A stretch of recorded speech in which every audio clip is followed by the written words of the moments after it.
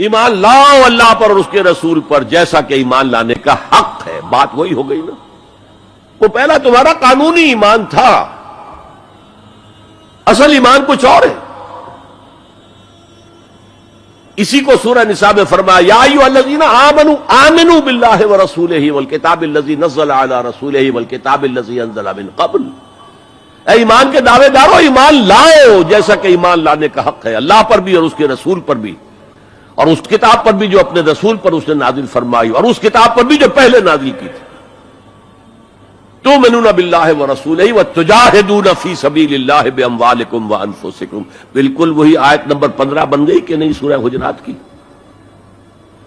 ایمان لاؤ اللہ پر اس کے رسول پر، یا ایمان رکھو اللہ پر اس کے رسول پر جیسے کہ ایمان کا حق ہے، اور جہاد کرو اللہ کے راہ میں اپنی جانوں اور مالوں کے ساتھ. تؤمنون باللہ ورسولہ وتجاہدون فی سبیل اللہ باموالکم وانفسکم ذالکم خیر لکم ان کنتم تعلمون. یہی تمہارے حق میں بہتر ہے اگر تم سمجھو. اگرچہ بظاہر تو گھاٹے کا سودا ہے دنیاوی اعتبار سے. اللہ کی راہ میں جہاد کرنا جان کا اندیشہ ہے. قتال کے لیے نکلنا جان کا، جو اگر بچ کے آ گئے تو ایک نئی زندگی سمجھیے، ورنہ انسان میدان جنگ میں جاتا ہے تو جان ہتھیلی پر رکھ کر جاتا ہے. مال مانگا جا رہا ہے اللہ کی راہ میں، مال دے کر دنیا میں تو بہرحال دولت کی کمی کا احساس ہوتا ہے نا. اگرچہ تمہیں گھاٹے کا سودا نظر آتا ہے، حقیقت میں یہی نفع کا سودا ہے اگر تمہارے پاس علم حقیقی ہے. اب ان دو مقامات سے جو نتیجہ میں نے نکالا، دیر کین بی نو ایمان وداؤٹ جہاد فی سبیل اللہ. There can be no salvation on the day of judgment without جہاد فی سبیل اللہ. کس قدر اہم ہے جہاد فی سبیل اللہ کو اب سمجھنا، اس کے تقاضوں کو جاننا، اس کی شرائط کا فہم حاصل کرنا. اس ضمن میں جو دنیا میں آج غلط فہمیاں پھیلی ہوئی ہیں اور زبردستی پھیلائی بھی جا رہی ہیں جان بوجھ کر، اس کا اصل سبب ہم خود ہیں. ہماری بہت بڑی غلطی ہوئی کہ ہم نے جہاد اور قتال کو ہم مانی قرار دے دیا.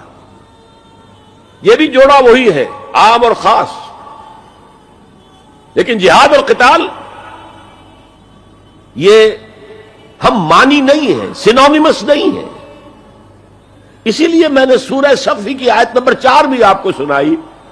اب یہ اس اعتبار سے جہاد اور قتال فی سبیل اللہ پر قرآن مجید کی جامع ترین صورت ہے. کل 14 آیتیں، اس میں جہاد فی سبیل اللہ کا ذکر بھی ہے، یہ آیت نمبر 11 کے اندر، اور آیت نمبر 4 میں قتال فی سبیل اللہ کا حکم بھی ہے.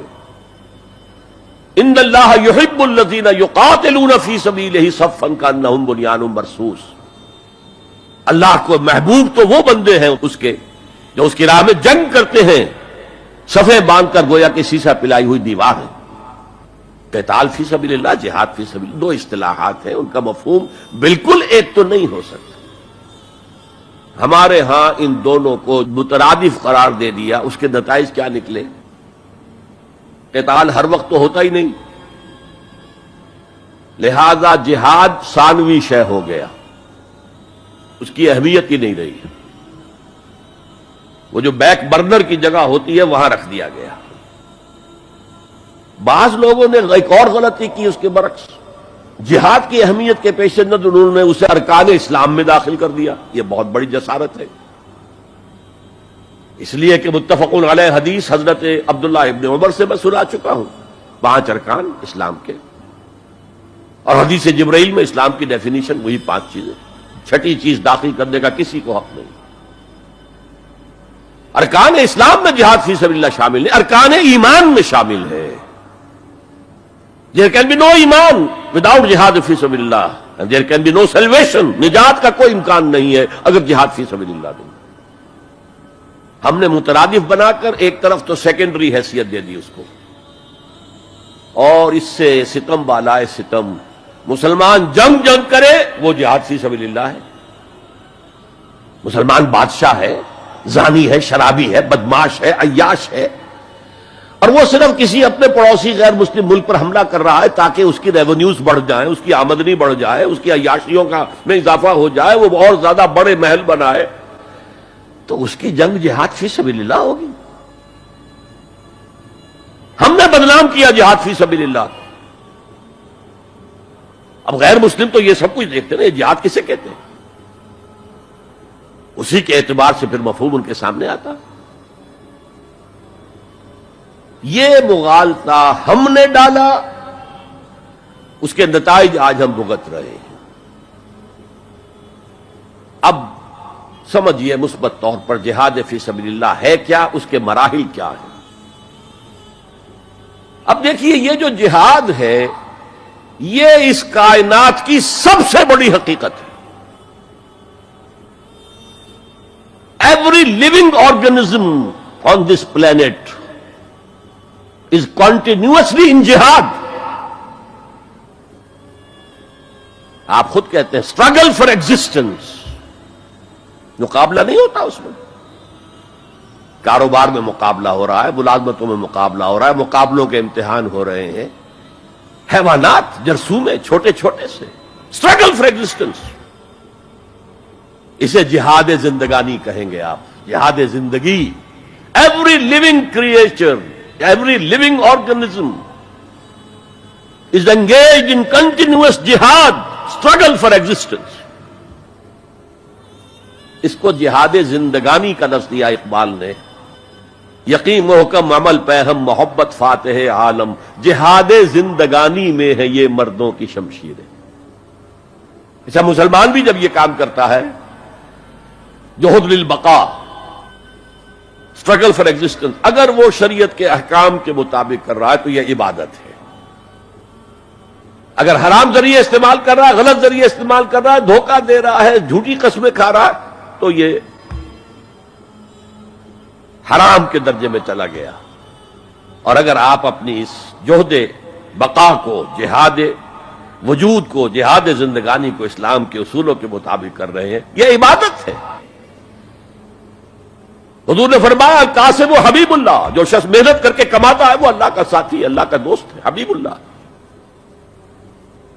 اور سب سے بہترین کھانا بتایا وہ ہے رزق جو اپنے ہاتھ کی کمائی سے ہو، محنت مشقت. بہرحال یہ جہاد کا ایک آغاز ہے. میں نے کہا تھا یہ یونیورسل فینومینن ہے، یونیورسل. اس کائنات کی سب سے بڑی حقیقت یہی ہے. اس سے اوپر اٹھیے، انسانی سطح پر سب سے بڑا جہاد اپنے حقوق کا حصول، the freedom struggle, the struggle for self determination. کوئی قوم آ کر آپ پر حاکم ہو گئی، اس سے نجات حاصل کرنا. یہ جہاد فی سبیل الحریت. فی سبیل کسے کہتے ہیں؟ For the cause of, in the cause of. جہاد فی سبیل الحریت جائز ہے، سب کریں گے، سب کی آزادی حق ہے. کسی کو غلام بنا کر رکھنے کا کسی کو اختیار نہیں ہے. تو struggle for freedom it's a universal phenomenon. اور مسلمان بھی اگر کرے گا اور اللہ کی حدود کے اندر رہ کر کرے گا تو وہ بھی اللہ کے ہاں وہ اجر و ثواب کا مستحق ہوگا، بلکہ اگر جان دے دے گا شہید شمار ہوگا. اس لیے کہ حضور کی ایک حدیث ہے من قتل دون مالہ فہو شہید. جو شخص اپنے مال کی حفاظت میں مارا گیا وہ بھی شہید ہے. اب آپ کہیں جا رہے تھے، آپ کے پاس کوئی مال ہے، جیب میں کچھ ہے، کوئی ڈاکو آ گئے آپ کو گھیر لیے. اب آپ کے پاس دو راستے، ایک تو آپ کہہ لو بھائی جو کچھ ہے یہ حاضر ہے لے لو، میری جان بخشی کرو، اور ایک یہ کہ آپ ڈٹ جائیں. اس ڈٹ جانے میں اگر جان چلی گئی تو آپ شہید ہیں. من قتل دون مال ہی، تو مال سے تو 1000 گنا بڑی شے ہے حریت، فی سبیل الحریہ. لیکن ہم نے کیا غلطی کی؟ فریڈم سٹرگل کو بھی جہاد فی سبیل اللہ کہہ دیا. بہت بڑی غلطی، جس کا سب سے بڑا مثر میں آپ کو بتاتا ہوں. یہ mid 50s کی بات ہے. میں اپنے MBBS سے فارغ ہو کر منٹگومری میں، جو اب سائیوال کہلاتا ہے، جا کر آباد ہو گیا تھا والدین کے پاس. الجزائر میں اس وقت فریڈم سٹرگل چل رہی تھی فرانس کے خلاف. تو اس کے لیے کچھ فنڈز حاصل کرنے کے لیے ایک وفد آیا پاکستان کے دورے پر. ایک تو کرنل صاحب تھے، کرنل عودہ، وہ تو داڑھی مونچھ صاف تھے جیسے ہوتے ہیں عام طور پر فوجی، لیکن ایک بہت بڑے عالم دین علامہ بشیر الابراہیمی الجزائری، بہت مشہور بہت بڑے عالم، وہ بھی ساتھ تھے۔ انہوں نے جو تقریر کی عربی میں، جہاد فی سبیل اللہ، جہاد فی سبیل اللہ، واقعہ یہ کہ وجد میں آ گیا پورا مجمع۔ وہ لوگ تو وجد میں نہیں آ سکے ہوں گے جنہوں نے ترجمہ جنہوں نے سنا، لیکن میں عربی سے واقف تھا تو میں واقعتاً وجد میں آ گیا۔ قرآن کا بیان، حدیث کے بیان، جہاد فی سبیل اللہ کی اہمیت، جہاد فی سبیل اللہ کا مقام و مرتبہ۔ اچھا جو بھی ہو سکا پیسے ہم نے جمع کیے، کمیٹی بنائی، تھیلی پیش کی۔ Now prepare for the shock۔ جب یہ جہاد کامیاب ہوا تو ایک سوشلسٹ ریاست قائم ہو گئی۔ How come? اگر یہ جہاد فی سبیل اللہ تھا تو اسلامی ریاست قائم ہونی چاہیے تھی۔ اگر درخت آم کا تھا تو اس میں نمولی کیسے لگ گئی؟ معلوم ہوا کہ ہم نے غلطی کی تھی، ہم نے اسے جہاد حریت کی بجائے جہاد فی سبیل اللہ کہہ دیا۔ بھئی جہاد حریت جائز ہے اور اس کے لیے جان دینا بھی شہادت ہے، لیکن آپ نے اس کو جہاد فی سبیل اللہ کیسے کہہ دیا؟ قرآن مجید کی تلاوت کو اپنے معمولات میں شامل کر دیجئے گا، پھر گھر میں آسیب کا سایہ نہیں ہوگا، ٹونا اور جادو نہیں ہوگا، پھر کسی بابر ملنگ کے پاس جا کر کے آپ کو اپنے مسائل نہیں بتانے پڑیں گے۔ آپ کے گھر میں قرآن ہے، سارے دکھوں کا علاج اسی مرشد کے پاس، ساری مصیبتیں اور ساری مشکلیں اور سارے مصائب اسی قرآن کے دامن سے دور ہوتے ہیں، اور اسی قرآن سے وابستگی سے گھر میں برکتیں اترتی ہیں۔ پھر آپ کو نہ آسیب، نہ جادو، نہ ٹونا، اور نہ کسی نے کوئی بندش کی ہے، نہ کسی نے کوئی مسئلہ کیا ہے، کچھ نہیں ہوگا۔ آپ کے گھروں پہ رحمتوں کے سائے ہوں گے، اس لیے کہ آپ کے گھروں میں قرآن جب تلاوت ہوگی تو رحمتوں کے فرشتوں کا نزول، تو جب رحمتوں کے فرشتے تمہارے گھر میں اتریں گے تو پھر کوئی مصیبت، کوئی پریشانی، کوئی بندش، کوئی دکھ آپ کے گھروں میں نہیں ہوگا۔ اس لیے قرآن مجید کی تلاوت کو اپنے معمولات زندگی میں شامل کیجیے۔ دیکھیے یہ رمضان المبارک کا مبارک مہینہ اکثر گھروں کے اندر قرآن مجید کی تلاوت کا معمول رہا، اور جو دن باقی ہیں ان ایام میں تلاوت کلام مجید کا معمول باقی رہے گا، تو اس کی برکتیں آپ اپنی آنکھوں سے دیکھ رہے ہیں۔ اور اگر یہ پورا سال ہمارے گھروں میں معمول باقی رہے، ہماری صبح کا آغاز ہی قرآن مجید کی تلاوت سے ہو، بیٹیاں بھی قرآن کھول کے صبح بیٹھ جائیں اور بیٹے بھی قرآن کھول کے بیٹھ جائیں، بوڑھے بھی قرآن کھول کے بیٹھ جائیں، جوان بھی قرآن کھول کے بیٹھ جائیں، تو مجھے بتائیے کہ کتنی رحمات اور کتنی برکات کا گھروں میں نزول۔ تو اس لیے اپنے گھروں میں قرآن مجید کی تلاوت کے معمول کو کبھی بھی ترک نہ کیجیے، چاہے روز کے 2 صفحے پڑھیے، قرآن مجید کی تلاوت کے معمول کو باقی رکھیے، اور اگر اللہ آپ کو نصیب کرے تو اس کو مفہوم اور ترجمے کے ساتھ پڑھنے کی کوشش کیجیے، تاکہ قرآن کا جو ہمارے نام پیغام ہے وہ بھی ہم سمجھ پائیں کہ قرآن ہمیں کیا بتا رہا ہے اور ہمیں کیا میسج دے رہا ہے، تاکہ ہماری زندگیاں اس پاکیزہ کتاب کی روشنی اور کتاب کے اجالوں میں بسر ہو۔ اور یہ کتاب اللہ کا تیسرا حق ہے کہ اس کو مفہوم و مطلب کے ساتھ سمجھنے کی کوشش کریں۔ یہ ہمارے رب کا ہمارے نام پیغام ہے۔ آپ کے کسی دوست کا، کسی ملنے والے کا آپ کے نام خط آ جائے اور وہ اس زبان میں ہو جو زبان آپ نہ جانتے ہو، تو اتنی دیر تک آپ مطمئن نہیں ہوتے جب تک اس کے مندرجات سمجھ نہیں لیتے، کسی ایسے شخص سے وہ مضمون جان نہیں لیتے جو وہ زبان جانتا ہو۔ تو ہمارے رب کا ہمارے نام یہ میسج ہے، ہمارے نام یہ پیغام ہے رسول کریم صلی اللہ علیہ وآلہ وسلم کی وساطت سے۔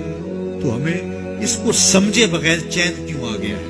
تو ہم اس پیغام کو سمجھیں کہ ہمارا رب ہمیں کیا فرما رہا ہے، کن امور کا حکم دے رہا ہے اور کن باتوں سے ہمیں روک رہا ہے۔ اگر ہم قرآن مجید کو اس انداز سے تلاوت کریں گے اور قرآن مجید کو سمجھ کے پڑھیں گے تو ہماری زندگی خود بخود تبدیل ہوتی چلی جائے گی۔ یہ کتاب زندہ ہماری زندگی کے اندر اجالے اور روشنیاں ڈال دے گی اور ہمیں زندگی گزارنے کا راستہ دکھائے گی، جو کہ اس کے عجائبات